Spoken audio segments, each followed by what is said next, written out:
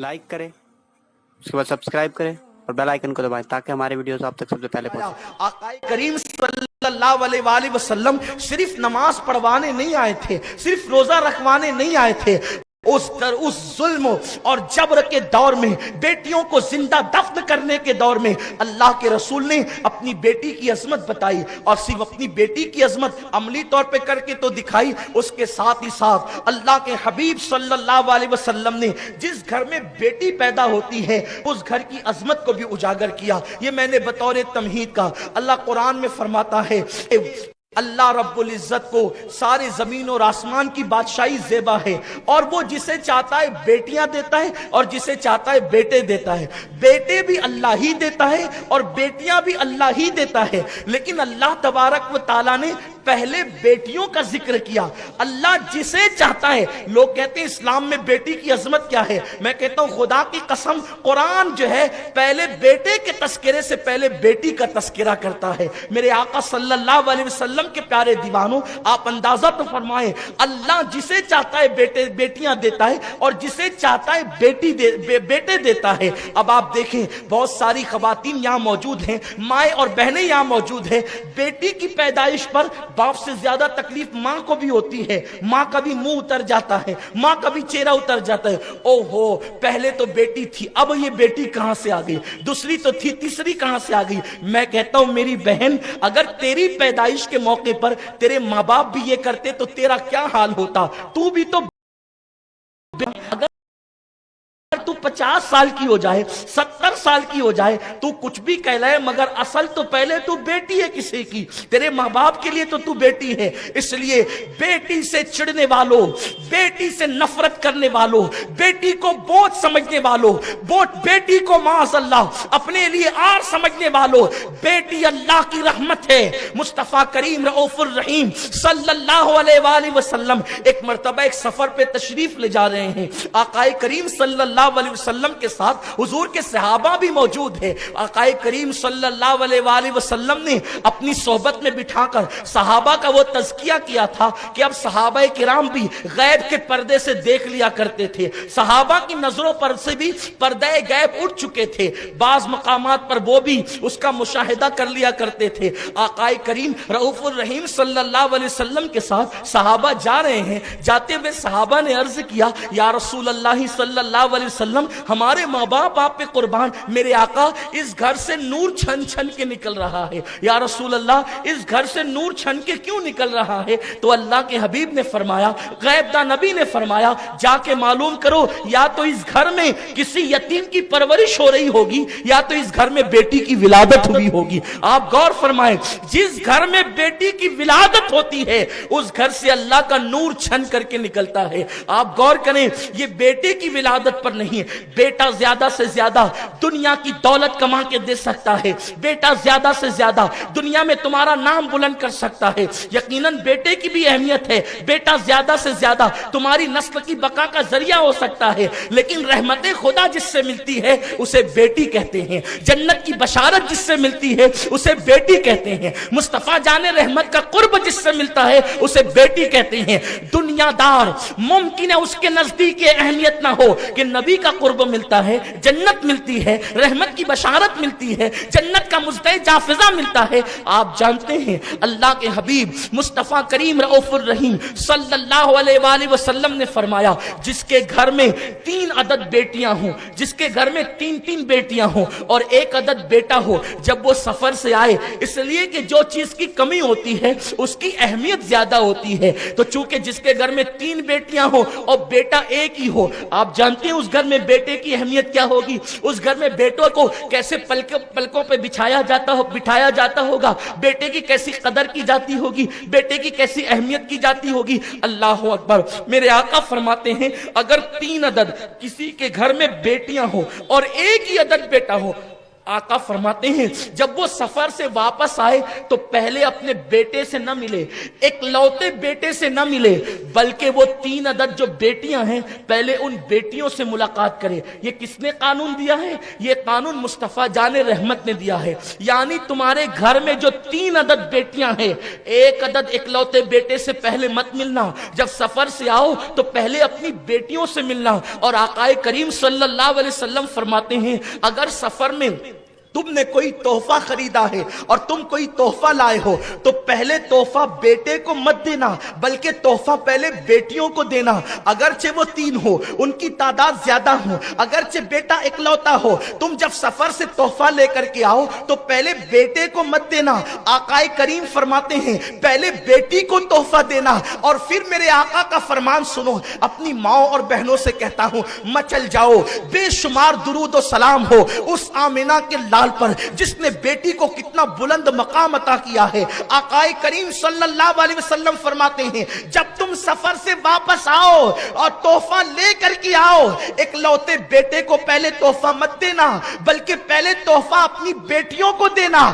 آقا فرماتے ہیں اس کی وجہ یہ ہے اگر تم نے پہلے بیٹے کو تحفہ دیا تو بیٹیوں کا دل بڑا نازک ہوتا ہے، بیٹیوں کا دل بڑا کمزور ہوتا ہے، ان کا دل دکھ جائے گا، ان کا دل ٹوٹ جائے گا۔ اور آقا فرماتے ہیں جس نے اپنی بیٹی کا دل توڑ دیا اس نے مجھ محمد کا دل توڑ دیا۔ اب آپ مجھے بتائیں جو بیٹی کے دلوں کو تکلیف پہنچاتے ہیں، گویا کہ وہ جس رسول کا کلمہ پڑھتے ہیں اس رسول کے دل کو تکلیف پہنچاتے ہیں، اس رسول کے دل کو اذیت پہنچاتے ہیں۔ میرے پیارے آقا علیہ السلام کے پیارے دیوانوں مجھے بتاؤ، نماز پڑھنے والوں 5 وقت کی نماز پڑھتے ہو، تہجد کا بھی اہتمام کرتے ہو، قرآن کی تلاوت بھی کرتے ہو، گھروں کے اندر اسلامی ماحول ہے، لیکن مجھے بتاؤ اسلام صرف روزہ نماز حج و زکات کا نام نہیں، کیا یہ رسول پاک کی سنت نہیں ہے کہ بیٹی کا دل دکھانے والا گویا کو اذیت پہنچاتا ہے؟ آقا کریم تو فرماتے ہیں پہلے بیٹے کو تحفہ مت دو، پہلے بیٹی کو تحفہ دو۔ اللہ اکبر۔ اور میرے آقا صلی اللہ علیہ وسلم نے ایک محفل میں ارشاد فرمایا جس کے گھر میں 3 بیٹیاں پیدا ہو، حضور نے شروعات کی ہے 3 بیٹیوں سے۔ آقا فرماتے ہیں جس کے گھر میں 3 عدد بیٹیاں پیدا ہو اور وہ خوشی کرے۔ خوشی کا مطلب یہ کہ دل سے، گلی والوں کو بتانے کے لیے نہیں، اندر سے جل رہے ہیں اور سامنے سے اظہار کر رہے ہیں۔ مولانا کہہ رہے تھے بیٹی پیدا ہوتی تو جلیبی تقسیم ہوتی ہے۔ مولانا یہ پہلے کی بات ہے، اب تو جلیبیاں بھی تقسیم نہیں، اب تو 3-4 دن تک کے بتایا بھی نہیں جاتا کہ پیدا کیا ہوا ہے، یہ بہت پرانی بات ہو گئی۔ اور اگر جلیبی بھی تقسیم ہوتی ہے تو اس خوف سے ہوتی ہے کہ چلو بانٹ دو ورنہ لوگ کہیں گے بیٹی اچھی نہ لگی، اس لیے نہیں کہ بیٹی کی خوشی میں، خوشی دل کی کیفیت کا نام ہے، جس کو اختیار نہیں ہے وہ بے اختیار اچھل پڑتی ہے اور چہرے کھل جاتے ہیں۔ وہ جو بے اختیار چہرے کھلتے ہیں نا وہ بیٹیوں کی ولادت پر اب کہاں ہے؟ اب تو جیسی بیٹی کی ولادت کی خبر سنتے تو سر چکراتا ہے، آنکھوں میں اندھیرا آتا ہے، اس کی شادی کون کرے گا، داماد کیسا ہوگا، یہ کیسا ہوگا۔ نادان، تو نے بیٹی کو جنم دیا ہے، اس کی تقدیر کو تو نے جنم نہیں دیا، تقدیر تو خدا لکھتا ہے۔ اور سن لے یہ دنیا کی مصیبت بھی ہو تو وہ 2 دن کی، ابھی میں اس کا جائزہ لوں گا، ابھی آپ کو بتاؤں گا بیٹیوں کو مصیبت ہوتی ہے تو اس پر بھی کیا ہے۔ اللہ کے حبیب صلی اللہ علیہ وسلم فرماتے ہیں 3 بیٹیاں جس کے گھر میں پیدا ہو اور وہ خوشی کرے، یعنی غم نہیں کرے، خوشی کرے۔ آقا فرماتے ہیں پھر ان کے اچھے نام رکھے، ان کی اچھی تربیت کرے، اچھے نام بھی رکھے، اچھی تربیت بھی کرے۔ بلکہ مجھے تو یہاں تک لوگوں نے بتایا کہ جس عورت کو بیٹیاں ہی پیدا ہوتی ہے شوہر اس کو دھمکی دیتا ہے کہ تجھے صرف بیٹیاں ہوتی ہے، بیٹا پیدا نہیں ہوتا، اس لیے اب کی بار بیٹی پیدا ہوئی تو طلاق دے دیں گے، اس طرح کی دھمکیاں دی جاتی ہیں۔ بلکہ جس گھر میں جس بہو کو بیٹیاں ہوتی ہے ان بہوؤں کو تانا دیا جاتا ہے تو بیٹی کی ماں ہے۔ لیکن آپ کو ایک بات میں بتا دوں، بیٹے اور بیٹی ماں کی طرف سے نہیں ہوتے، بلکہ اولاد جو ملتی ہے وہ باپ کی تقدیر سے ملتی۔ تو جو لوگ عورتوں کو تانا دیتے ہیں نا کہ تجھے بیٹیاں ہی پیدا ہوتی ہے، عورت کا کوئی قصور نہیں ہے، یہ تو مذہب ہے نا، مذہب ہے۔ مذہب کی تعلیم ہے یہ. کیا تعلیم ہے مذہب کی؟ مذہب کی تعلیم یہ ہے کہ باپ کی تقدیر سے اولاد ملتی ہے، کیونکہ اولاد کا تعلق کس سے ہے؟ باپ سے، کیونکہ وہ باپ کی پشت میں نا. یہ مذہب ہے. سائنس بھی یہ کہتی ہے کہ عورت کے اندر جو اولاد کی پیدائش کے مادے ہیں وہ دونوں ایک سے ہے. ایک سمجھانے کے لیے ایک سے، اور مرد کے یہاں ایکس اور وائی دونوں ہیں. تو جب ایکس سے ایکس کی ملاقات ہوتی ہے تو بیٹا پیدا ہوتا ہے، اور جب ایکس سے وائی کی ملاقات ہوتی ہے تو بیٹی پیدا ہوتی ہے. یہ سائنس کہتی ہے.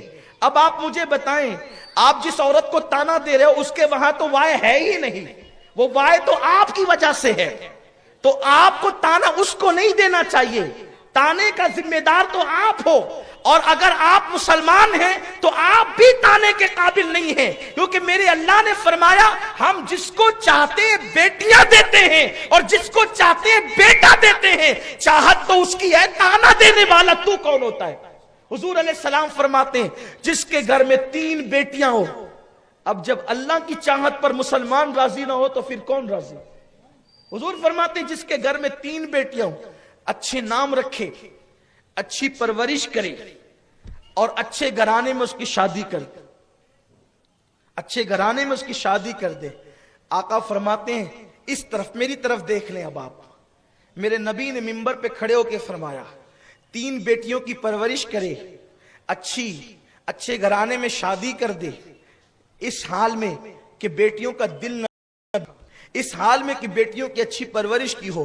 آقا نے پھر اپنا ہاتھ اٹھا دیا. میرے ہاتھ ان کے ہاتھ کی طرح نہیں، کسی کے ہاتھ ان کے ہاتھ کی طرح نہیں، صرف بتانے کے لیے حضور سید عالم نے اپنا ہاتھ اٹھا دیا. وہ ہاتھ جس سمت اٹھا غنی کر دیا، موج بحر سماحت پہ لاکھوں سلام. حضور نے اپنے ہاتھ اٹھا دیے.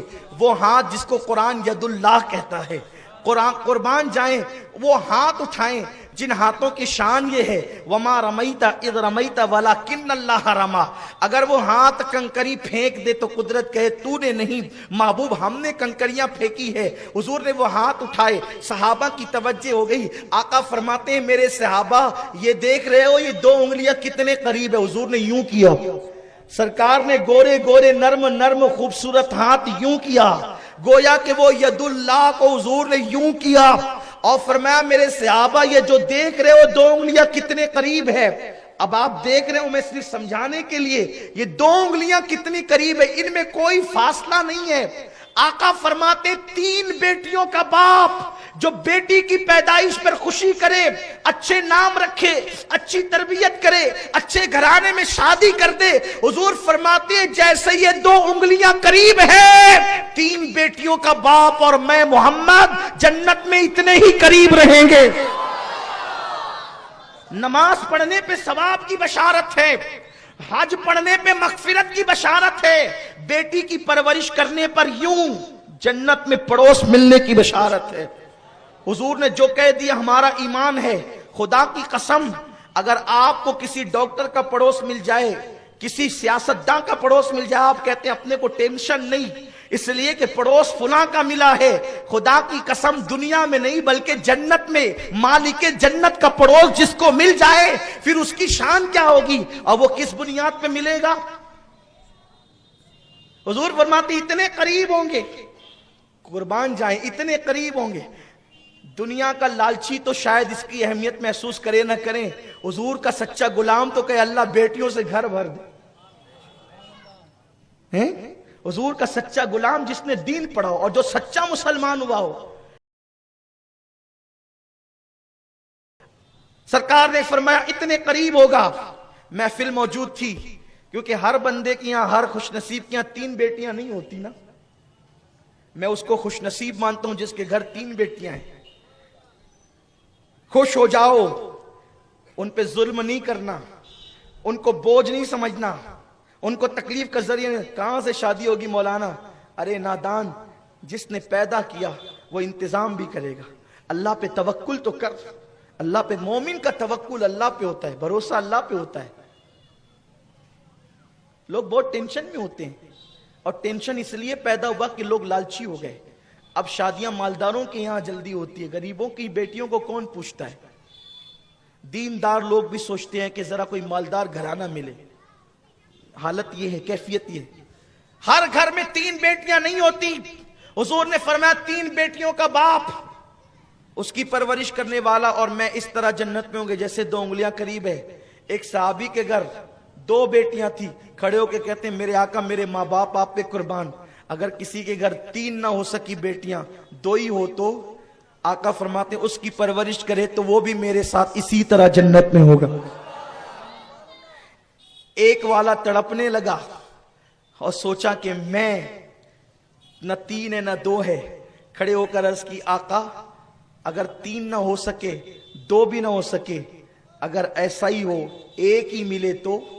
یعنی اس محفل کو حضور نے اس طرح رشک کی محفل بنا دیا کہ ایک والا 2 کی تمنا کرنے لگا اور 2 والا 3 کا متمنی ہو گیا.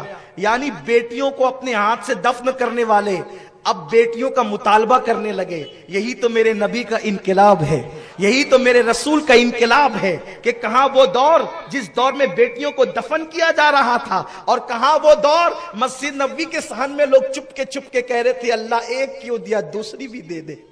جو 2 والے تھے وہ کہتے تھے اللہ 2 کیوں, تیسری بھی دے دے. کون؟ جس نے اپنے ہاتھوں سے بیٹیاں دفن کی تھی. یہ انقلاب ہے مصطفیٰ کریم کا. حضور صرف مسجدوں کو آباد کرنے نہیں بلکہ بیٹیوں کی اہمیت بتانے بھی آئے تھے. ہم نے دین کا کچھ حصہ لیا, باقی دین چھوڑ دیا. یہ یہودیوں کا طریقہ ہے.